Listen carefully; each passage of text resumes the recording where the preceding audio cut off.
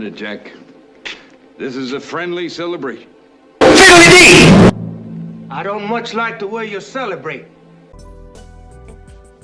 Okay, we're on now, and welcome to Ken Bennett, Paul Fitch, and Jeff Hooch from 4 Men in America. This is Don Woolley, your host, and we are going to talk about the Constitution and Article 2 and the judges that are issuing these temporary restraining orders against the Trump administration, at least from a constitutional viewpoint. So, but the first question I want to ask you guys, being in Arizona, is what's the reaction to Katie Hobbs' veto in that election bill?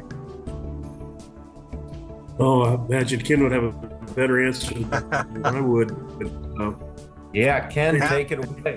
I think the locals seem to be upset about it. I think the locals are kind of upset about it because everybody's really concerned down here about these 15-week election programs we go through. And that bill, as we discussed last week, it's not really, as Ken said, we're not going to get one-day election returns, but it's really speed things up a lot and cut out some of that space that you can manipulate. So yeah. I think that we're upset that she's done that. Well, the 36% of Arizonans that are Republicans are mad that she vetoed it. The 31% that are Democrats may side with her. I don't know. And it's then the 35%, the second largest block of voters in Arizona are the independent voters. But as a whole, I think that Arizona, unfortunately, has a reputation of being a little slow on the election results side. I think that's driven as much by how close our elections have been recently. But the bill would have, unfortunately, the bill was a little bit cleaner when it left the Senate and was introduced over in the Senate by Senate President Warren Peterson. Then when it got to the House, they added some stuff that, there's always this dichotomy in legislation where you think something's going to go through, so you add another idea to it, and pretty soon you can add too many things to it, and one of those can kind of drag it down. And I think that's kind of what happened, is that she, the governor, latched on to some of the amendments that were made over in the House and said that those were problematic, and the kind of single subject clean thing that part of the version of the bill that came out of the Senate, I think would have had a much better chance for signature. The largest newspaper in the state, the Arizona Republic, even some of their liberal leaning editorialists were supporting the bill from the Senate, but they even admitted that, and they were kind of calling for her to sign it. But when it got to the House and they added more stuff on it, then they kind of gave her a pass on, well, this is why she vetoed it, and the Republicans just, tried for too much. But it's unfortunate. And what would the bill have done? Tell our listeners what the bill would have done, because I don't think that's been explained at all. Yeah, the bill would have said that if you have received your ballot by mail early, and in Arizona, that's 27 days before the election. 29 days before the election, we cut off voter registration. So we know who's eligible to vote 29 days. If you're on a list called the early voter list, used to be called the permanent early voter list, PVOL. Now it's AVOL. I can't remember what active early voter list. If you're on the voter list that says you want to receive your ballot by mail, then 27 days before the election, you get your ballot. Current state law allows those that have received their ballot by mail to drop the filled out ballot and sign the outside of the envelope at the polls on election day. And the main thing the bill would have done is it would have said that you have to get those early ballots in by Friday before the Tuesday election. And that if you're going to bring a ballot to the polls on Tuesday, then you're going to open the envelope, you're going to show identification, and we're going to verify you as an active voter. And then your ballot's going to go in with the rest of the people that are voting on election day. But right now, if you just bring your early ballot filled out and sealed inside of an envelope, only thing that happens currently is that goes into a box. And there's hundreds of thousands of voters who have kind of gotten used to the opportunity to just show up on election day and throw their envelope with the ballot inside into a box. Well, the election workers are busy processing all of the at the poll live voters. And so that envelope goes into a box. The box doesn't even get opened until Wednesday. Then they got to signature check all of the envelopes to make sure that somebody hasn't thrown in an envelope and voted at the polls. So it takes 2 or 3 days to a week or more to process these hundreds of thousands of ballots that are just thrown into a box on election day. And so the bill, essentially, the main part of the bill would have basically said, if you are getting an early ballot from your county, then you need to vote it early. You need to get it back by Friday. And if you're going to come to the polls, yes, you can vote, and but you're going to open the envelope. You're going to show ID like everybody else standing in line is doing. And then you can feed your ballot into the machine like everybody else is doing on election day. And then it would become part of the election night results that come out of the machines when the machines are closed at 7 p.m. So it would have sped up hundreds of thousands of ballots statewide to try to get them in by Friday so that or make them show ID at the polls and get them into the process on election day. It would have reduced the number of ballots that carry over for a week or more, so that they have to signature check them and things like that. So Ken, were they going to start counting the ballots once they were turned in on Friday? Always have, yes. Yeah. So they would have been counting for those for 4 days before. Correct. Election. And in Arizona, all the ballots, early ballots, of course, all the ballots that are in the county's possession by 5 o'clock or 7 o'clock or whatever time each county decides to kind of do a cutoff on Friday, all the ballots that are in their possession on Friday can be signature checked and opened and processed and counted. They go through a tabulation machine. Now they can't release any results until the polls have closed on Tuesday. But yes, they would have been processing all of those ballots through the weekend.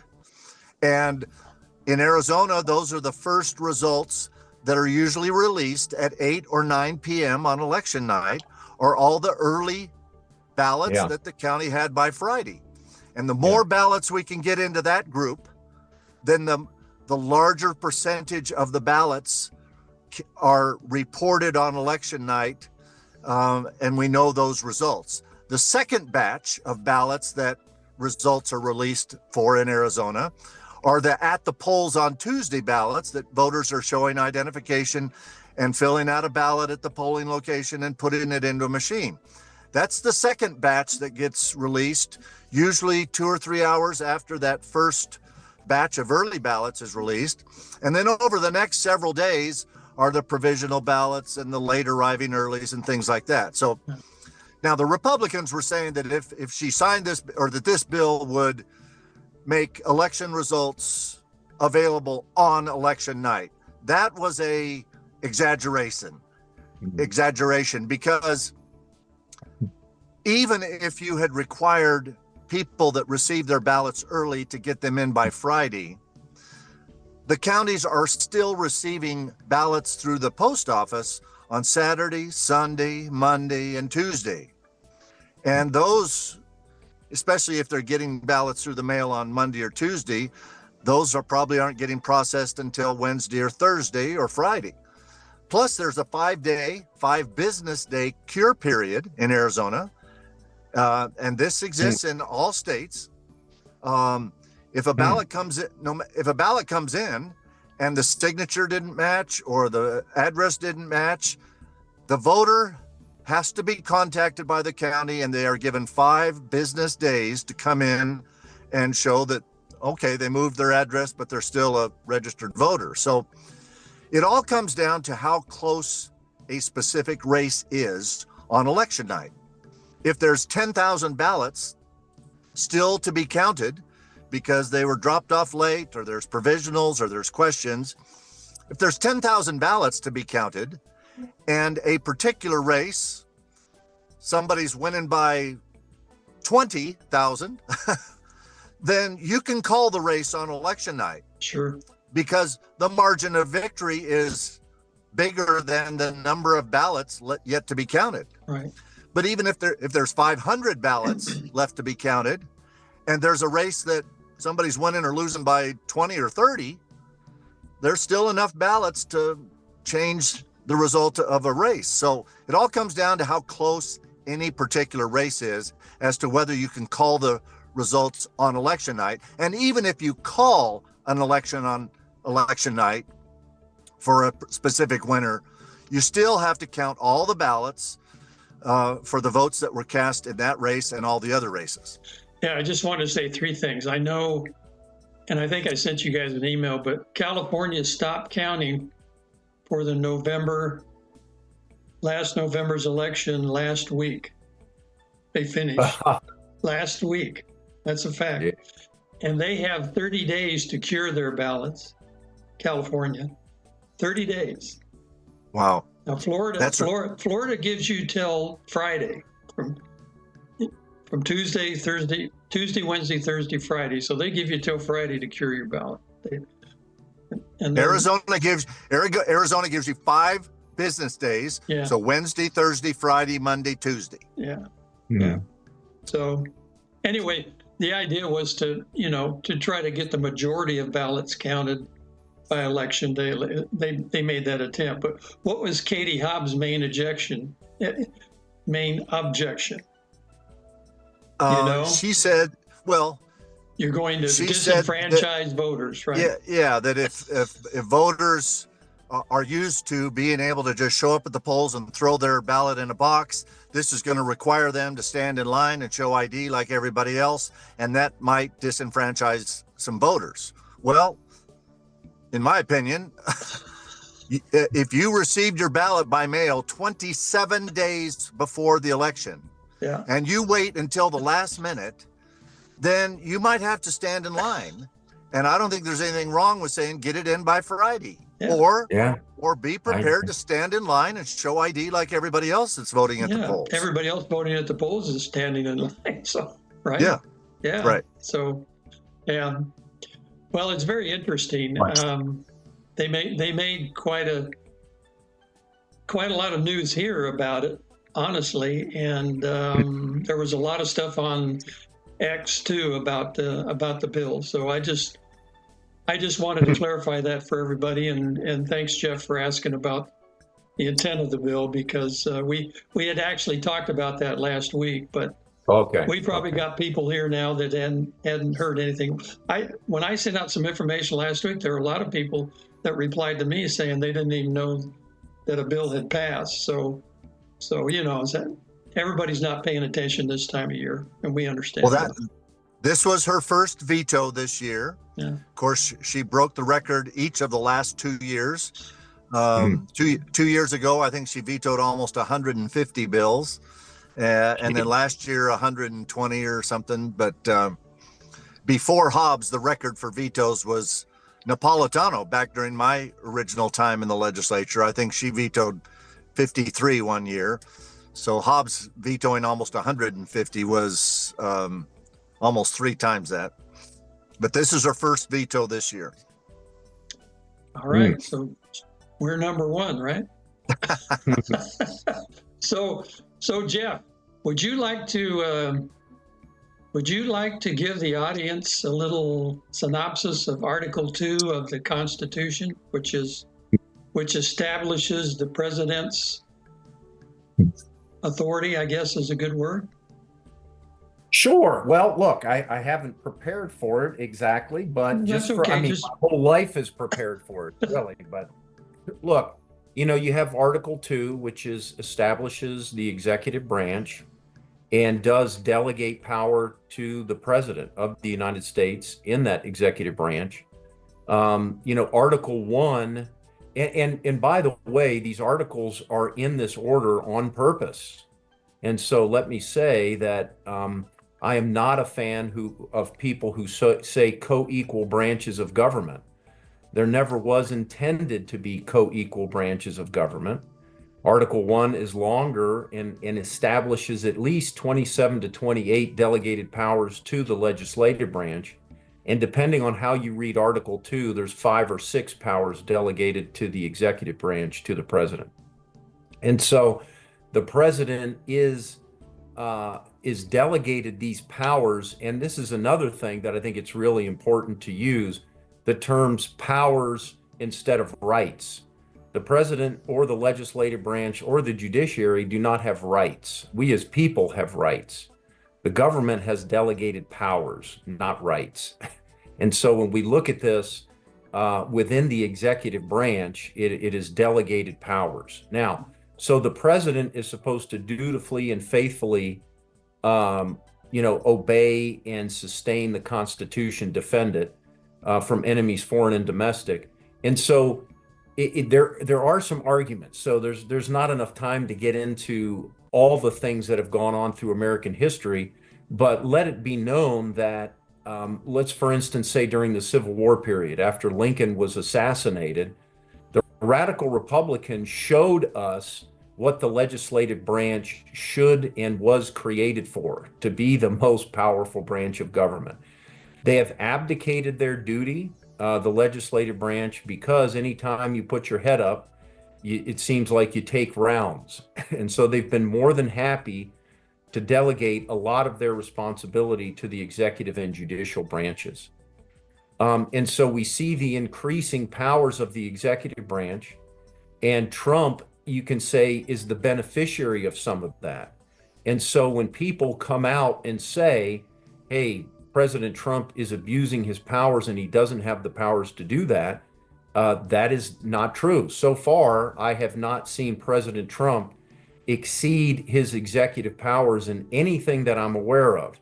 Now, during his first term, when he unilaterally said the bump stocks were, outlawed, and there you go, I did think that was an overreach, and I think that was reversed by the Supreme Court, by the way. So I came out right away saying, okay, this is wrong. You can't unilaterally have a taking under the Constitution without giving money to people who just lost their businesses, number one. And it's not up to the president, after the executive branch has determined these bump stocks legal, to automatically say they're illegal and give them in without paying the public.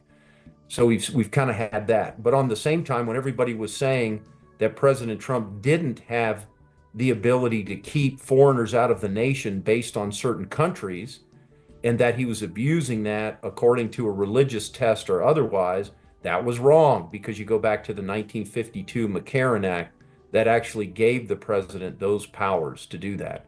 So it's very interesting. The president, I believe, went all the way back to 1798 and is using part of the Alien and Sedition Acts to be able to regulate and do some of the things he did. If you remember, I believe that most of those Alien and Sedition Acts were never repealed. They were just voted out because of the Jefferson administration pretty much trouncing the Adams administration. So when you look at the second article of the Constitution, it is shorter than the first article. It is shorter because it's supposed to be. And the executive does have the power to do things that the legislative branch has delegated to him or her. The big argument comes in prosecutorial discretion. The arguments come in, and this goes back, this goes all the way back to the Washington administration. And I think I brought up in a prior discussion that we've had that the first constitutional crisis was about the Senate advise and consent of the president of appointing cabinet members, and did they have to give advice and consent for the president to let them go? And Adams broke that tie as the vice president and set the precedent of the president does not need the advice and consent of the Senate to let his cabinet members go.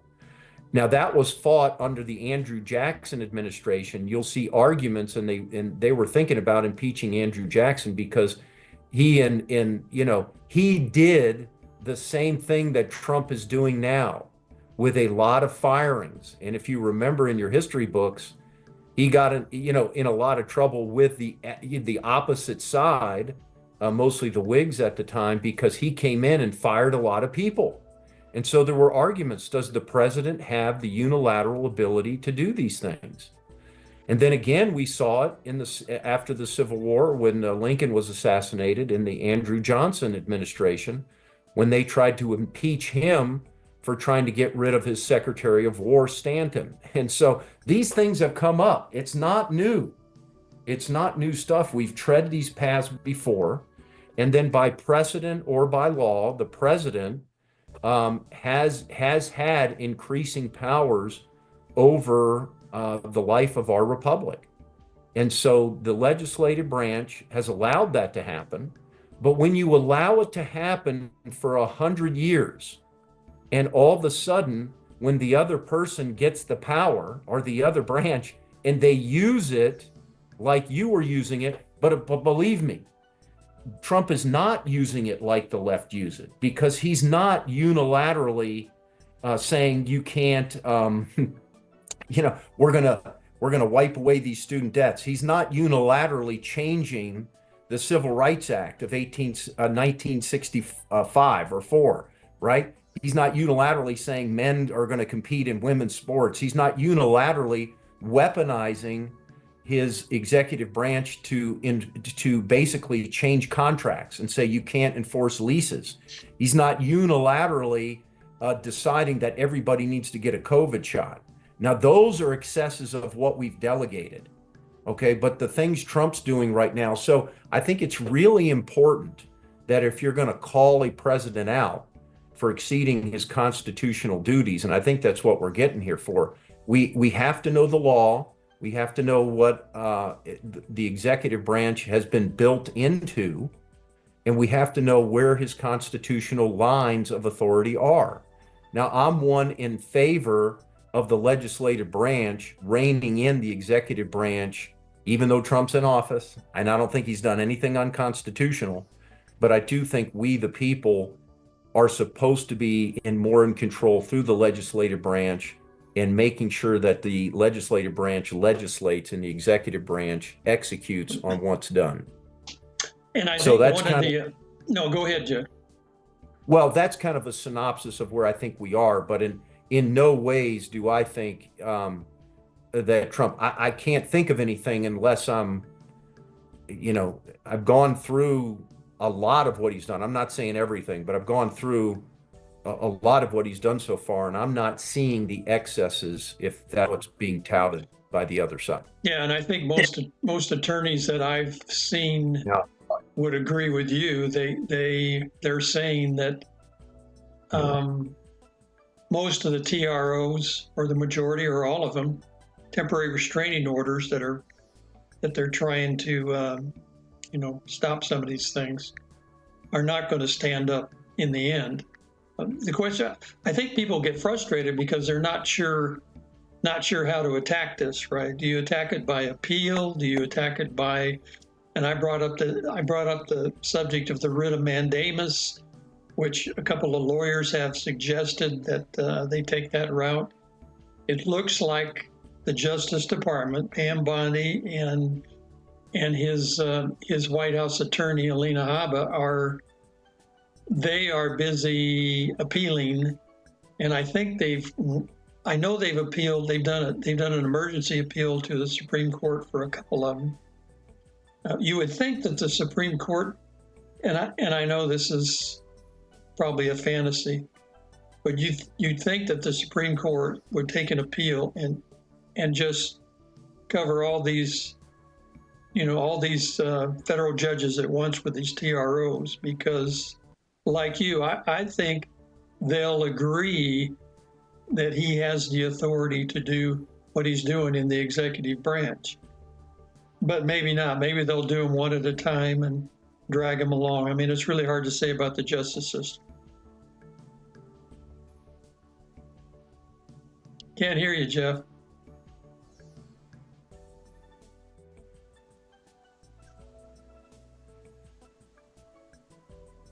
Did we lose Jeff? Yeah, we did.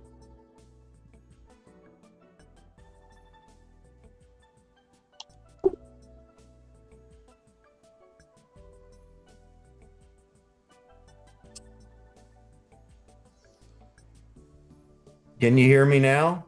Yes. Yes. Okay. All right. I got to figure this computer out. It's a new one. What I was saying is, Nope, Lost it again. Lost it again.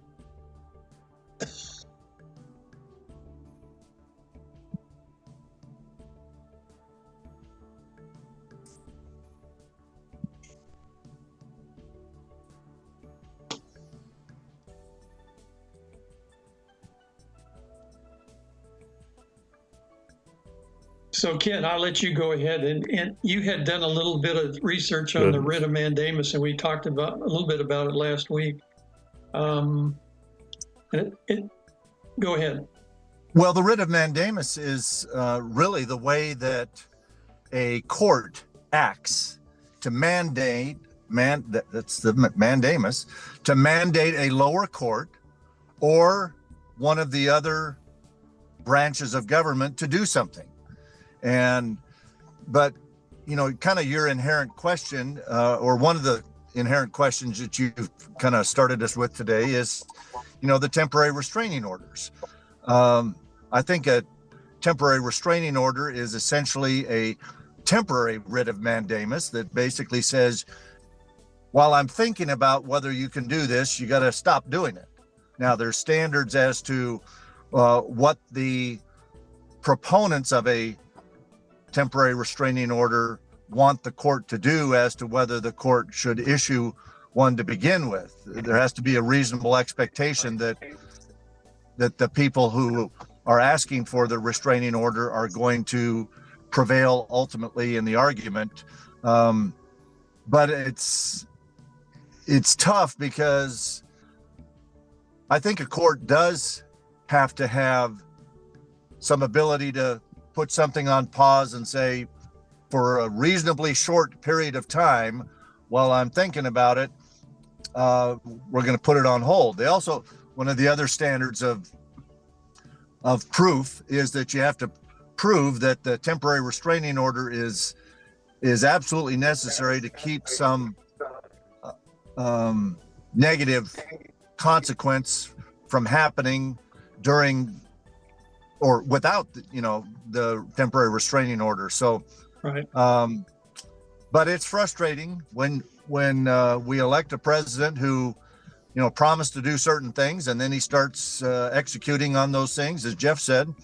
And then you got judges coming in from all over the place saying, no, you can't, no, you can't. And we're going to think about it, but hopefully, and it takes a higher court to kind of hold their feet to the fire as to whether they exceed the timelines for a temporary restraining order and things like that. But all of those requires motions to be filed, and you're waiting around arguing about whether something should go into effect. It's very frustrating. Yeah, the wheels are not that fast. So I know, you know, the first judge that issued a TRO, I think his name was McConnell. I'm not sure. He's the one that tried to stop him from going through the Treasury Department. And his TRO even banned. Wow, we're getting feedback. His TRO even banned. What's going on now? His TRO even banned the Treasury Secretary from going in and looking at the data, which was really unusual, right? Well, it turns out that he was the emergency judge that weekend, and he granted the TRO without anybody from the Trump administration being represented. And then on Monday morning, they got passed on to another judge. so the other judge wasn't real happy. Her name was Vargas. And she said, well, what are you doing? You know, I need time to think about this. So she gave them a chance to clarify their TRO, what they wanted done. So she dropped the TRO and said, you can come back at 5 o'clock and tell me what you really want to do, because I don't believe you want to do what you're saying you're doing. And when she came back, that released the Treasury Secretary and some of the other people in the Treasury Department and gave them access back into because all they were trying to do was keep Elon Musk and his Doge buddies out of there, you know. So, yeah. So that was the intent. That's what they really wanted to do. So anyway, we just heard your comment there, Jeff. Are you back on?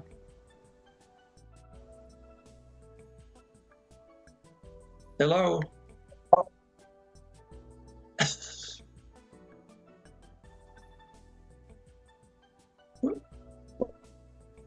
We're getting about every fifth word.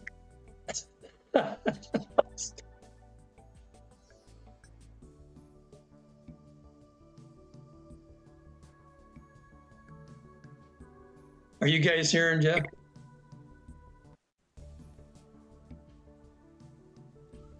I'm not hearing anything at all. So you said every fifth word. I wasn't hearing anything, but I hear kind of little squeaky things going on. How about you, Paul? Can you hear everything? Can't hear Paul either. Well, we're having some technical difficulties, folks.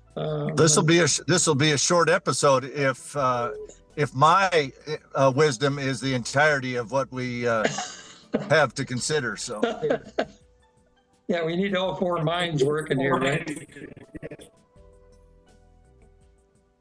I tell you, my suggestion is Paul and Jeff sign off and then sign back in and see if that helps.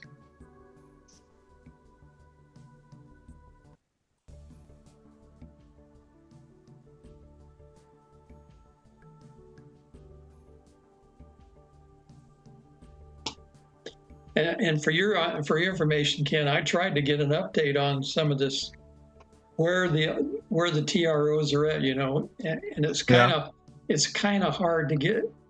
You can't find a really good source. Really? You know, I don't want to go to Reuters because they've been compromised, and the mainstream media, you know, they've all been compromised.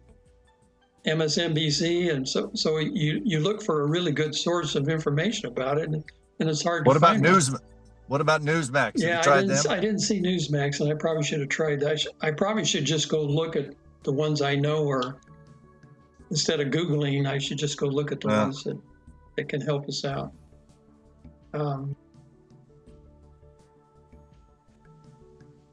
Okay. Can you hear me now? Yeah, we hear you. Yes.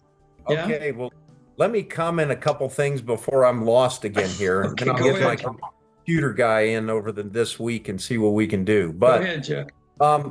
Look, these TROs are not an ancient thing. I mean, this was not happening 100 years ago. And I don't think it was happening 50 years ago, not on a nationwide basis where you had lower federal court judges making these nationwide sweeping rulings. Right. I do not think it's constitutional. In some ways, no, I don't think it's constitutional at all. Agreed. To have a lower court judge be able to have a national temporary restraining order to muddle up the waters, you know, I'm almost like, not to say Andrew Jackson was correct in ignoring the Supreme Court, but I think it would be justified, I do, for an executive officer to say, until you show me where it says a lower court can do this, we're proceeding. Okay? We're going. I don't think Trump should allow them to throw roadblocks in the progress that he's doing. And I think it's a mistake. And so I don't think it's constitutional by precedent, and I don't think it's constitutional by law. And I think since the Republicans control the legislative branch, and they have the responsibility of setting up lower courts and also giving them their powers that they could do and restrain them right now. Just read Article 3 of the Constitution. The only thing that's in there is the Supreme Court. All the other lower courts are created through the legislative branch. So technically, and that was kind of my question. Couldn't Roberts and the Supreme Court just speak up right now and say, look, you guys are all out of bounds. You have no authority in any of these matters? And couldn't they just do that? Or do they have to wait to be called? No, I think they probably have to wait until the president, says you can't do this. But the point is, it's not just up to the president. Right. And the executive branch should not be fighting this fight alone. Yeah. The legislative branch should get involved.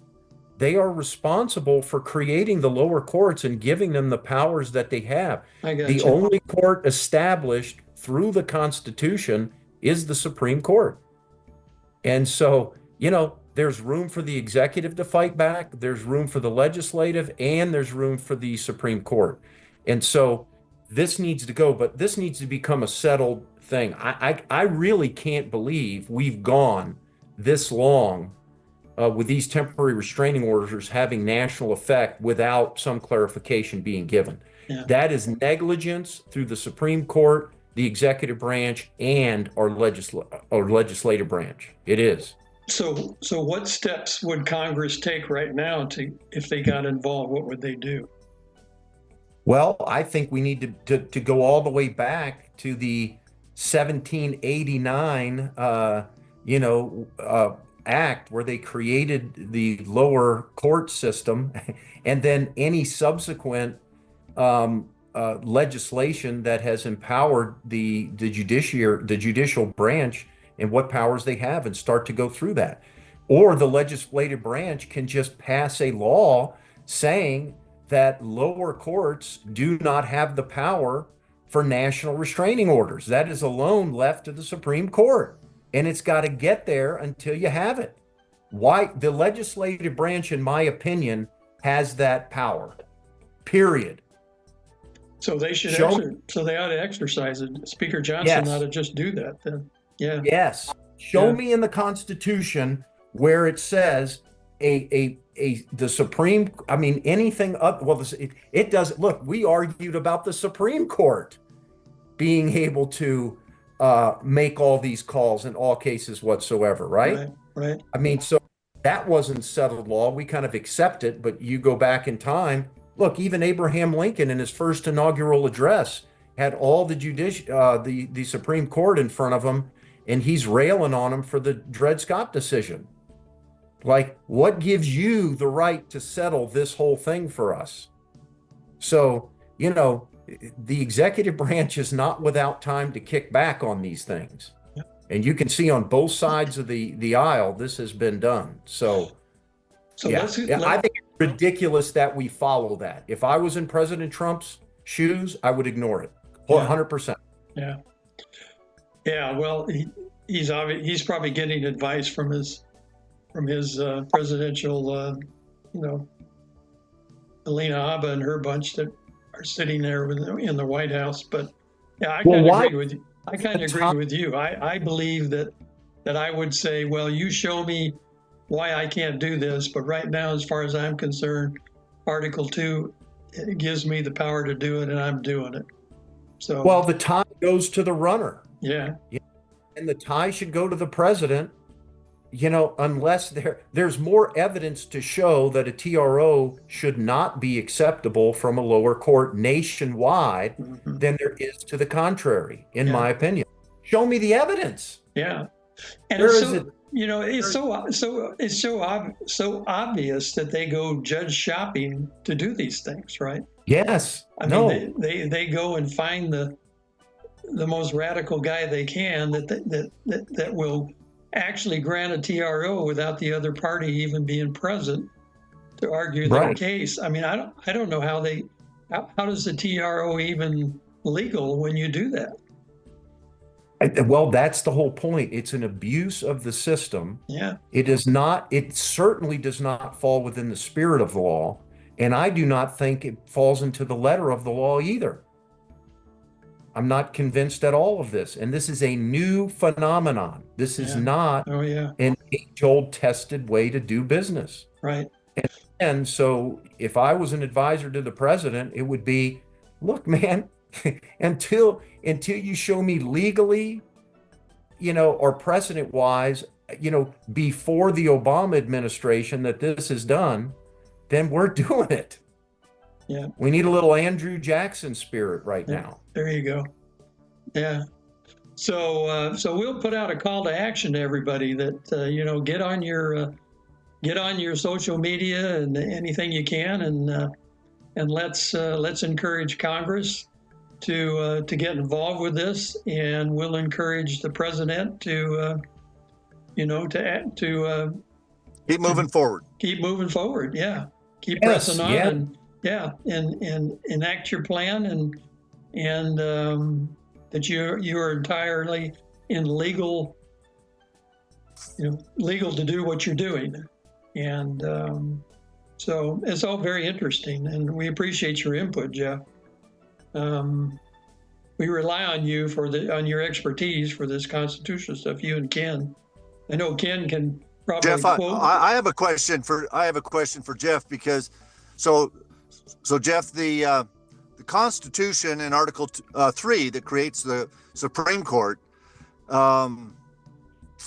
unlike Arizona, which says that the Supreme Court can create a subsidiary courts below it, the creation of the lower courts at the federal level are with Congress?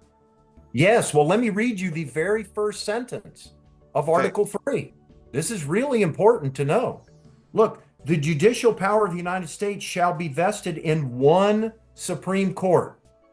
That is the only court that that the Constitution established. But listen to the next, comma, and in such inferior courts as the Congress may from time to time ordain and establish. Congress, not the Supreme Court, does not establish lower courts. See, in Arizona, the Arizona Constitution creates the Supreme Court and then says that it's the Supreme Court that actually creates or can govern the lower courts in the state. State courts, right. Yeah. But it's not the case in the federal system. At the federal level, it's not. Okay. The federal system, and this is why I'm saying we need to take notes from the radical Republicans post-Civil War on how the legislative branch is supposed to be the big peacock in the room. So has the U.S. Congress, under that sentence that you just read, have they passed laws in the creation of those lower courts that explicitly gave lower courts the ability to basically put a national hold on executive action? I have never seen it or heard of it. This is a power that they have assumed in and of themselves. Now look, it doesn't mean it's there, because the statute's long, and you know how you can make, out a whole, whatever you want into this. Yeah. It is not in there explicitly that I have ever read out of any federal judge or attorney that I've talked to. And even if it is, Congress can go back and limit the powers of those courts under the Supreme Court. Yeah, and that's what while we have the House and the Senate and the presidency, that could be one of job number one. Yeah, that could be part of job number one, is to clarify that these lower courts do not have the authority to put national holds. Because you're right, they just go judge shopping until they find somebody on a Saturday who's willing to do it. No, and I'm teaching tonight. I was going to teach on something else, but I may get into this. And this is why I think it's really important for the president to have really good advisors. Yeah. But also, if you're in the legislative branch, You are supposed to know. Look, let's read a Federalist 78, where it says the judiciary is supposed to be the weakest of the three branches of government, not the strongest, the weakest. Okay? I mean, it's very explicit in there. And so we need to get back to those roots and put the judiciary in its place. So you are I mean, what people are saying, the weakest branch of government, which is now, you could argue, the strongest because of the abdication by the legislative branch, we're saying that the weakest branch of government can use one of the courts, a subcourt created by the legislative branch, to hold up the will and power of the American people who elected the president and voted their Congress in. I don't think so. Yeah, I agree. I don't think so. This is the tail wagging the dog. And if we don't know what our powers, the powers are, we just go along, okay, I understand this. It's not how our system works. And we're victims to this crap. Yeah. So throw it out. So here's our call to action. You're giving us a call to action here, Jeff. So we need to inform everybody we can. Who are you teaching tonight, by the way? I'm up with Shane Krauser's group. Oh, okay. Gotcha. Yeah. Well, that's good. We all need to get the word out, spread the word. Anybody we know, any social media we can get on, and try to get the word to the president himself. I mean, I'll be happy to go on X and Truth Social and express that point of view and name Speaker Johnson and a lot of other people. Congress can giveth and Congress can taketh away. I mean, if Congress wanted to abolish, this is what we know. If they wanted to abolish some of these lower courts, they can guess what? Yeah. They can do it. Yeah. They can do it. They can rein them in. So they must have determined. I heard there are 200 federal lower court judges. Is that the number? Or do you know? I thought it was more. Is it more? Gotcha. So some of their legislation actually created all those positions? Not only created that level of courts, but created that many positions. Yes. Yeah. So it's kind of based on congressional districts. Is that what they did? Or that's a good question. That I don't know. Yeah. But look, I mean, the way they divided up into, the circuits, circuit courts, right, and the appellate courts below them type of thing. They were just kind of haphazardly drawn in areas, Right. Yeah. As far as I know. So they just kind of broke it up. But Congress did it, and they can undo it, and they can give them more power, and they can restrain that power. Well, and it's the first sentence of Article 3, Section 1. Yeah. Well, you read it, so now this is really good information. I'm so happy that we're sharing this with other people because I think we all learned something, and we appreciate your input. You bet. Yeah. Microphone, so. Yeah, it's better. You have better input when your mic works. Yeah. There you go. So anything else you guys would like to bring up or talk about? They're waiting for me to check out the room here for my presentation tomorrow. Oh, okay. Well, we better let Ken go, and we'll let you guys go. Thanks, Jeff. You bet. Paul, you take care, and we'll be in touch. And everybody available next week? Should be. Okay. Yes. Good. All right. We'll see you then. Thanks, everybody. Thank you.